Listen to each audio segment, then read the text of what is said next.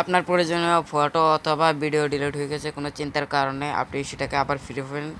আপনাদেরকে ছোট্ট একটি অ্যাপস গুগল প্লে স্টোর থেকে ডাউনলোড করতে হবে। এই অ্যাপসটি গুগল প্লে স্টোর থেকে ডাউনলোড করে নেবেন। ডাউনলোড করার পর খুলুন অপশনটিতে একটা ক্লিক করবেন।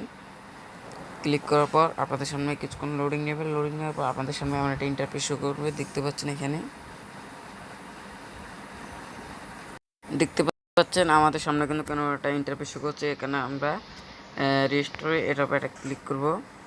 ক্লিক করার পর কিছুক্ষণ লোডিং নেবে। লোডিং নেওয়ার পর আপনাদের সামনে একটা অ্যাড আসবে। অ্যাডটাকে কেটে দিবেন। কেটে দেওয়ার পর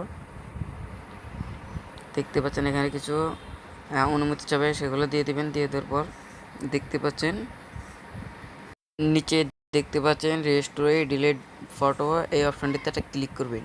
তারপর কিছুক্ষণ লোডিং নেবে। লোডিং নেওয়ার পর আপনাদের যে ফটোগুলো আপনারা ডিলিট করে ফেলেছেন সেটা কিন্তু আপনাদের সামনে শো করবে। দেখতে পাচ্ছেন আমাদের ফটোগুলো কিন্তু রিকভারি হচ্ছে।